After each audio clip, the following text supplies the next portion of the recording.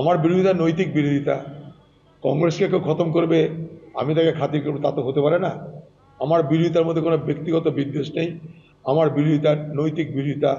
আমার বিরোধিতা পশ্চিমবঙ্গে আমার পার্টিকে রক্ষা করার জন্য লড়াই। এই লড়াই আমি কোনোভাবেই থামাতে পারি না, কারণ আমি পার্টির একজন ফুট সোলজার। ইন্ডিয়া জোট ইস্যুতে মমতা বন্দ্যোপাধ্যায়ের পাশে মল্লিকার্জুন খাড়গে, একেবারে কড়া বার্তা অধীর রঞ্জন চৌধুরীকে। মমতা বন্দ্যোপাধ্যায় জোটের সঙ্গে আছেন সেটা স্পষ্ট। অধীর রঞ্জন চৌধুরী সিদ্ধান্ত নেওয়ার কেউ নন, সিদ্ধান্ত নেয় হাইকমান্ড। আমরা যে সিদ্ধান্ত নেব সেটাই চূড়ান্ত হবে, আমাদের সিদ্ধান্ত না মানলে বেরিয়ে যেতে হবে। মুম্বাইয়ে ইন্ডিয়া জোটের সাংবাদিক বৈঠকে কড়া বার্তা দিলেন কংগ্রেস সভাপতি মল্লিকার্জুন খাড়গে।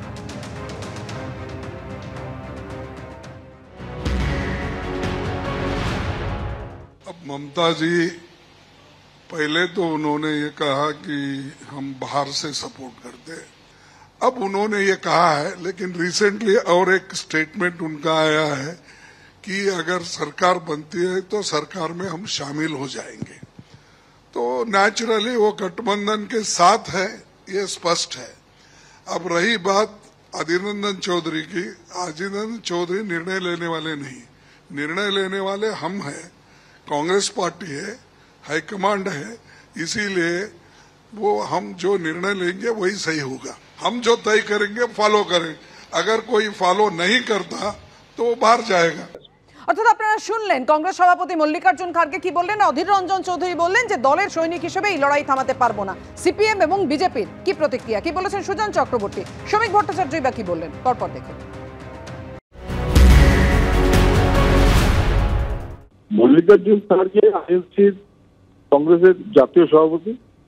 তিনি জাতীয় সভাপতির দিক থেকে পশ্চিমবঙ্গের না কেন জাতীয় দলের সর্বভারতীয় সভাপতি, তিনি রেখে রেখে বলছেন দুরকম তিন রকম ভাবেই বলছেন যে বিজেপির পক্ষের শক্তি যারা বেশি শক্তিশালী না হয় সেটা তাকে খেয়াল রাখতে হচ্ছে।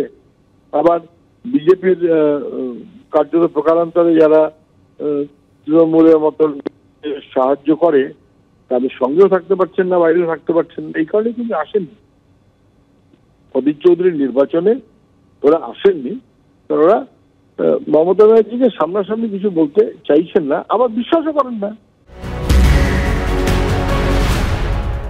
অধীর চৌধুরীর বক্তব্য হচ্ছে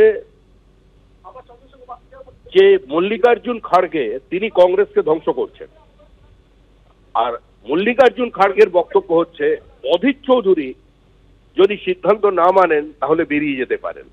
তাহলে হয় অধীর চৌধুরী দল ছাড়ুন, আর নয় খাড়গে অধীর চৌধুরীকে বহিষ্কার করুন। দুটোর মাঝামাঝি তো কিছু হতে পারে না।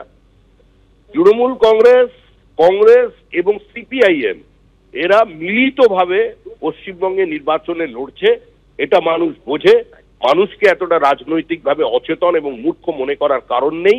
এই নাটক, এই সুমো রেসলিং বন্ধ হোক পশ্চিমবঙ্গের মাটিতে, এটাই কাম্য। সেজন্য তৃণমূলের বিসর্জন দিতে হবে যে কোনো মূল্যে।